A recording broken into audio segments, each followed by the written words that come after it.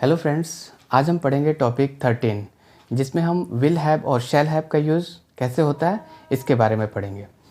Will have और shall have का use future में होता है।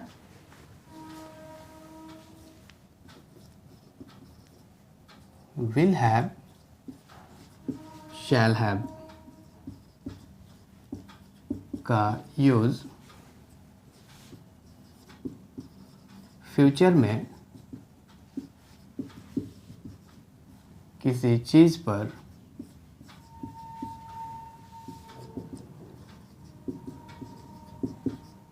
अधिकार का बोध कराने के लिए होता है। इसका मतलब ये हुआ कि फ्यूचर में यानी भविष्य में जब सब्जेक्ट का ऑब्जेक्ट पर किसी तरह का अधिकार हो, पोजीशन हो, ओनरशिप हो या बिलोंगिंग हो तो उसके लिए हम विल हैव और शैल हैव का यूज़ करते हैं। विल हैव, शैल हैव का यूज़ फ्यूचर में पोजीशन, बिलोंगिंग या ओनरशिप को दर्शाने के लिए होता है। यानी विल हैव, शैल हैव का यूज़ फ्यूचर में पोजीशन, बिलोंगिंग, ओनरशिप, किसी चीज़ पर हमारा अधिकार, स्वामित्व, वो चीज़ हमारा है, जब फ्यूचर में इसकी बात होती है तो हम वहाँ विल हैव और शैल हैव का यूज़ करते हैं। अब हम देखेंगे कि विल हैव और शैल हैव का यूज़ कैसे होता है अलग अलग सेंटेंस में। अफर्मेटिव सेंटेंस में विल हैव और शैल हैव के यूज़ के लिए जो स्ट्रक्चर होता है वैसा है।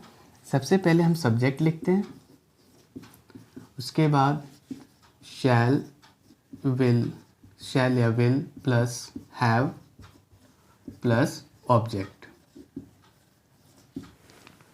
For example, I shall have a smart watch. मेरे पास एक स्मार्ट वॉच होगा। तो आई यहाँ सब्जेक्ट हो गया क्योंकि हम आई के बारे में बात कर रहे हैं। शैल हैव ये वर्ब हो गया जिसमें हैव मेन वर्ब है और शैल यहाँ हेल्पिंग वर्ब है। अ स्मार्ट वॉच यानी ये ऑब्जेक्ट हो गया। तो सब्जेक्ट का ऑब्जेक्ट पर अधिकार की बात हो रही है। I shall have a smart watch, मेरे पास एक स्मार्ट वॉच होगा, मतलब कि मेरा स्मार्ट वॉच पर अधिकार होगा। पोजीशन को दिखा रहा है, बिलोंगिंग को दिखा रहा है। एक और एग्जांपल देखते हैं। ही विल हैव सक्सेस, उसे सफलता मिलेगी। ही सब्जेक्ट हुआ, विल हैव वर्ब हो गया और सक्सेस ऑब्जेक्ट हो गया। एक और एग्जांपल देखते हैं। We shall have a lot of opportunities, हमारे पास बहुत सारे अपॉर्चुनिटीज़ होंगे, हमारे पास बहुत सारे अवसर होंगे।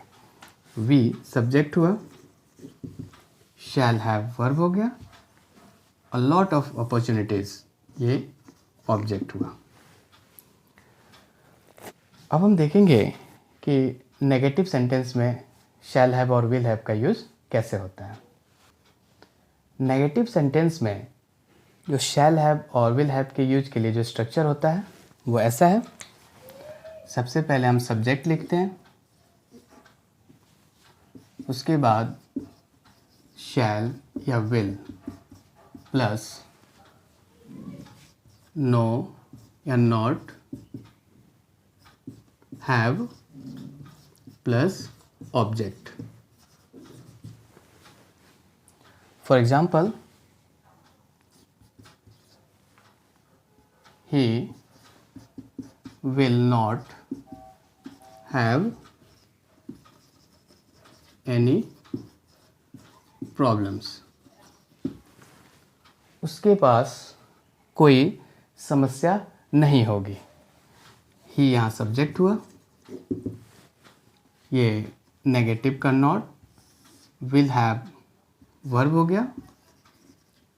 नॉट की प्लेसिंग हम देखेंगे हेल्पिंग वर्ब और मेन वर्ब के बीच में नॉट का यूज करते हैं. एनी प्रॉब्लम, ये ऑब्जेक्ट हो गया. इस सेंटेंस को हम ऐसे भी लिख सकते हैं, ही विल नॉट को शॉर्ट फॉर्म में वॉन्ट हैव एनी प्रॉब्लम्स. एक और एग्जांपल देखते हैं. They will have no time. उनके पास समय नहीं होगा. दे यहाँ सब्जेक्ट हुआ, ये वर्ब हो गया, नो नेगेटिव का और टाइम ऑब्जेक्ट हो गया. एक और एग्जांपल देखते हैं. शी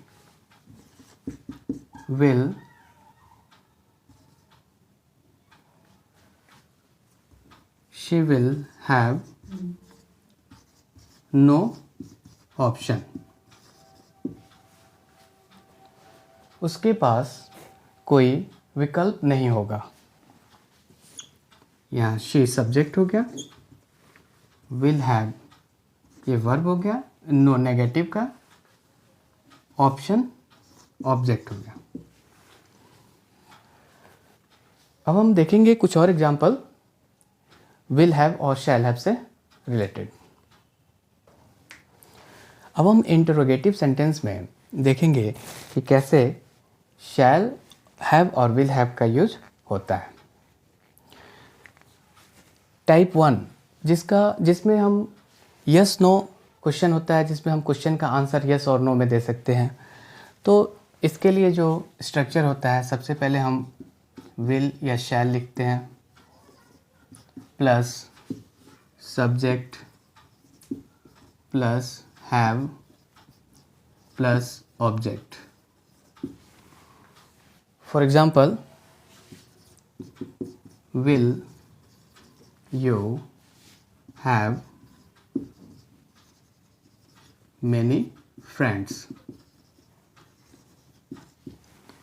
क्या आपके पास बहुत सारे दोस्त होंगे? तो विल यू सब्जेक्ट हो गया, विल हैव ये वर्ब हो गया, ये हेल्पिंग वर्ब है और ये मेन वर्ब है. मैनी फ्रेंड्स ये ऑब्जेक्ट हो गया. एक और एग्जांपल देखते हैं. Will India have bullet trains.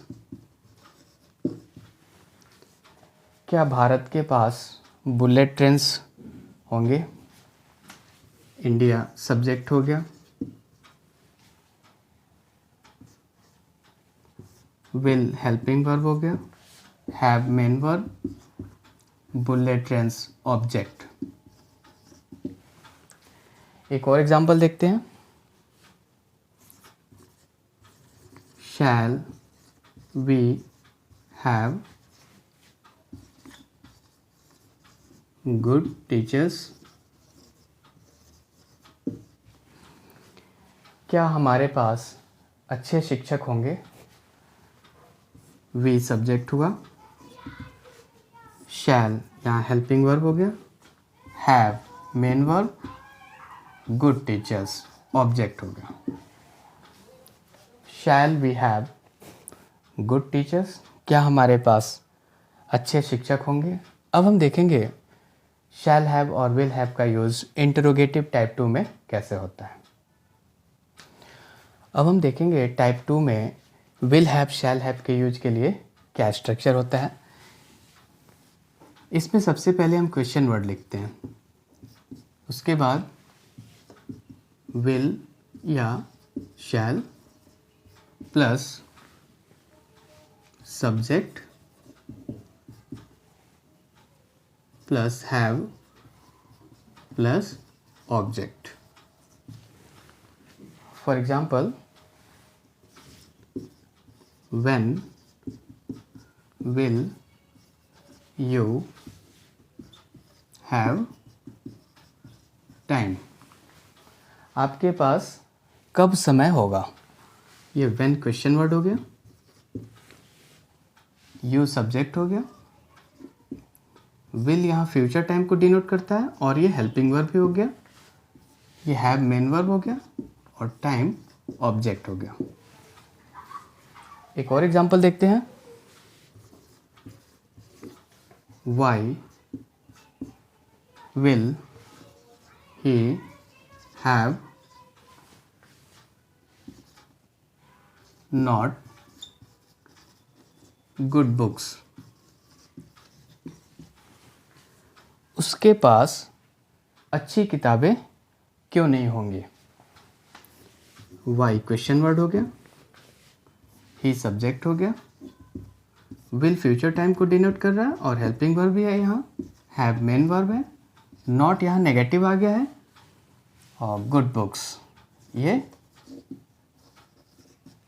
Object हो गया।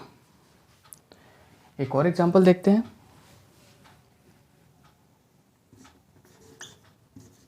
Where will the traveler have water?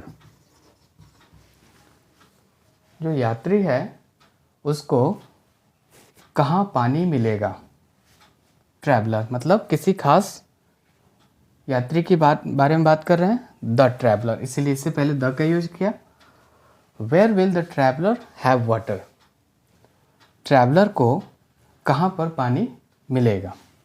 ये वेयर क्वेश्चन वर्ड हो गया, द ट्रैवलर इसके बारे में बात कर रहे हैं तो ये सब्जेक्ट हो गया, विल फ्यूचर टाइम को डिनोट कर रहा है और ये हेल्पिंग वर्ब हो गया, हैव ये मेन वर्ब हो गया, वाटर ये ऑब्जेक्ट हो गया। अब हम विल और शैल के बारे में कुछ और चीज़ें सीखेंगे।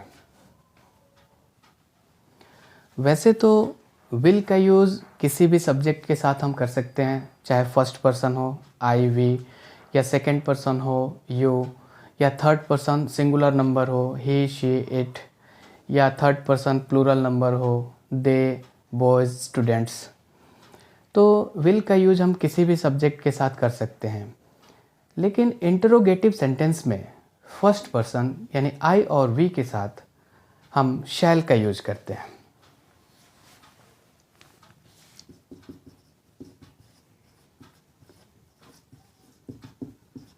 इंटरोगेटिव सेंटेंस में आई या वी के साथ शैल का यूज होता है। For example, shall I have a glass of water? क्या मुझे एक गिलास पानी मिलेगा। आई सब्जेक्ट हो गया, शैल हेल्पिंग वर्ब, फ्यूचर को डिनोट कर रहा है, have main verb, a glass of water ये ऑब्जेक्ट हो गया। एक और एग्जांपल देखते हैं। Shall we have advanced tickets. क्या हमें एडवांस टिकट मिलेगा? ये शैल यहाँ हेल्पिंग वर्ब हो गया, वी सब्जेक्ट हो गया, हैव मेन वर्ब हो गया और एडवांस टिकट्स ये ऑब्जेक्ट हो गया। तो इंटरोगेटिव सेंटेंस में आई और वी के साथ हम शैल का यूज ही करते हैं, क्योंकि इस तरह के जो सेंटेंस होते हैं वो एक ऑफ़र को रिप्रेजेंट करते हैं, एक प्रस्ताव को बताते हैं, सजेशन को बताते हैं, इसीलिए हम इसके साथ शैल का यूज़ करते हैं। इस टॉपिक में बस इतना ही। नेक्स्ट टॉपिक में हम पढ़ेंगे is am are plus 2 plus V1 यानी रूट फॉर्म ऑफ वर्ब। ये जो स्ट्रक्चर होता है इस पे हम देखेंगे कि भविष्य में यानी फ्यूचर में कोई क्रिया होने वाली है, उसके लिए हम इस स्ट्रक्चर का यूज़ करते हैं। तो भविष्य में कोई क्रिया होने वाली है, उसमें किस तरह के सेंटेंसेस आते हैं वो हम पढ़ेंगे नेक्स्ट टॉपिक में। नेक्स्ट टॉपिक पढ़ने से पहले प्रीवियस टॉपिक्स का रिवीजन करना बहुत ज़रूरी है। Thank you.